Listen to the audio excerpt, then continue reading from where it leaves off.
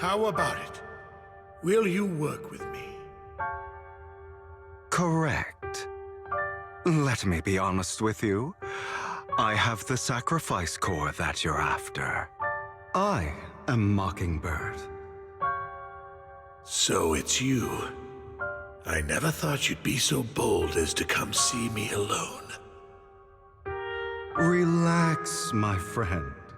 As you know, if I can sneak into such a heavily guarded auction, then naturally, I can just as easily slip away right now.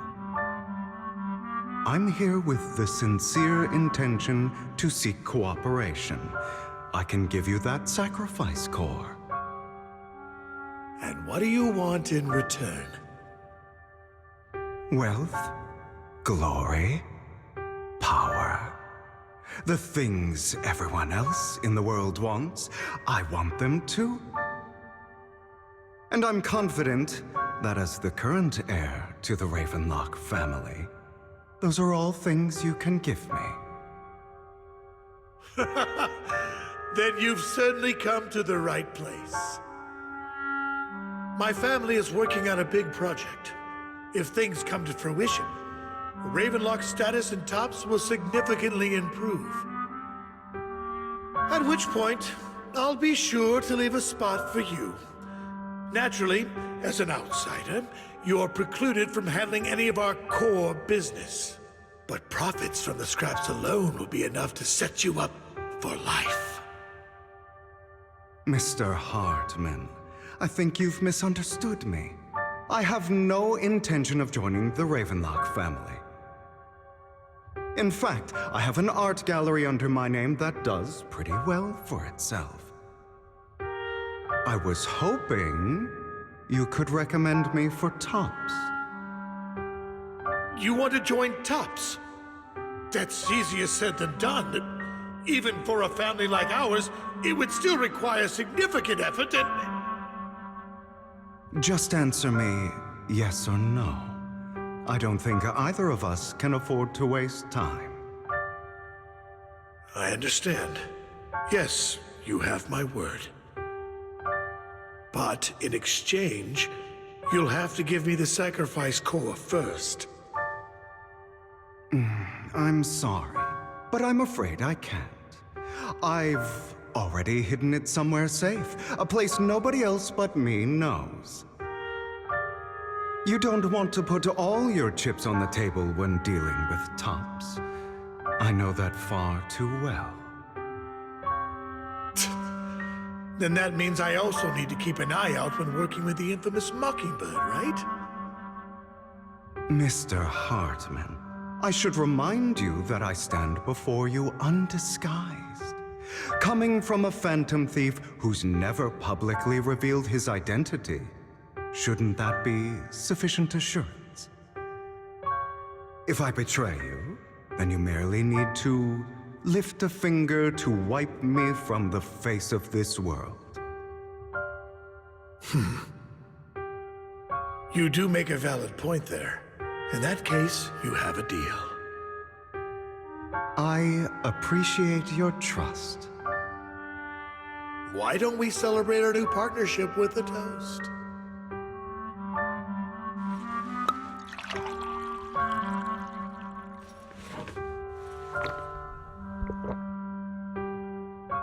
Having a drink before undertaking anything important is a family tradition. It's good luck. As an outsider, it's a real honor. By the way, you aren't the only member of your organization, are you?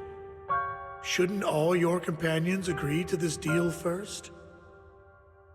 You don't have to worry about that. I'll make sure she agrees.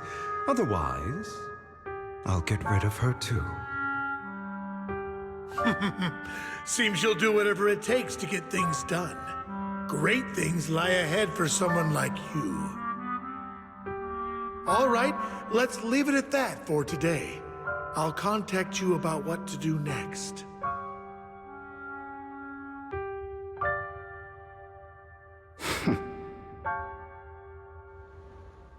That's him! He's the one who killed Serena! She was the only one who was ever any good to him, right? And that's how he repays her? That's why they say once a mongrel, always a mongrel. Just look into his eyes. Father! We have to punish him! Serena had been ranking ahead of him. Hugo must have poisoned her water so he could pass her. Pure evil. Typical for an impure bloodline. He should have been kicked out ages ago. Hugo, did you do all this? Yes, it was me. I killed her. He admitted it! Father, he must be expelled! He has no right to live under the same roof as us. Why don't we reunite him with Serena then? Nobody would ever know. Hugo, well done. My children, how many times have I told you before? In this world, only the most ruthless, cruel, and unscrupulous of people ever make it to the top. Like Hugo here, who was willing to murder his only true loved one without a second thought. Only someone with the means and the gumption to do that is qualified to be my heir. But I... It's all over now, and the results are obvious. The winner of this month's assessment is Hugo. As for the rest of you, go to the usual place for the punishment you deserve. But Father, before this, I was #1. As I've told you before, there's only room for one winner in this family. You're still a loser, even if it's by the smallest margin. And there's no reason for a loser to exist. This is all for your own good. Do you understand? Go on now. Receive your punishment for the sake of the family. Yes, I understand. I'm sorry.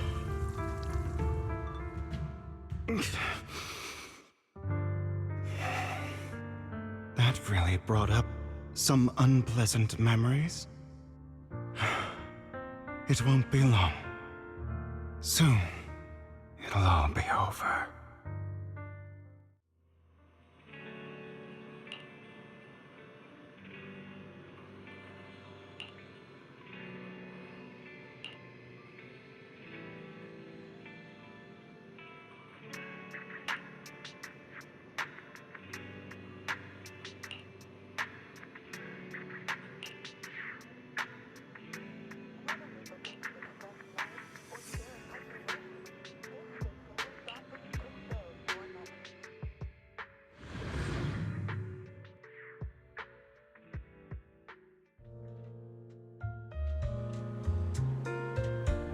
Thank you for escorting me here, Proxy. Today was quite eventful. If I were to head back now, I probably wouldn't be able to fall asleep. You're a child that only brings misfortune. People have been saying that about me for a long time. I used to feel hurt and resentful. But now that I think about it, it's perfectly normal for people to react that way.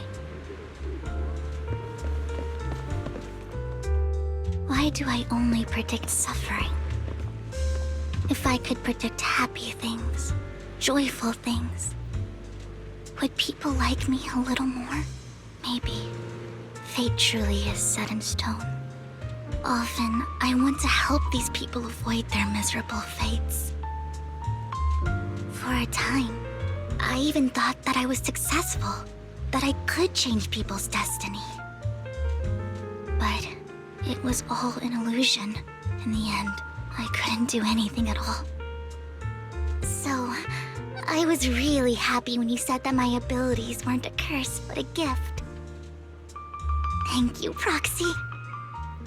I'm so glad to have met you. And you're also a fan of Lord Phaethon. It's like we were fated to meet. I don't know why, but I feel completely at ease when I'm by your side. I feel like I'm free from judgment, from blame. Like, I don't need to worry about anything, and can just be my own true self. Perhaps people really do possess an aura, and ours just so happen to be extremely compatible. By the way, you asked me before about Hugo. I don't really know much about him. He rarely ever talks about his past.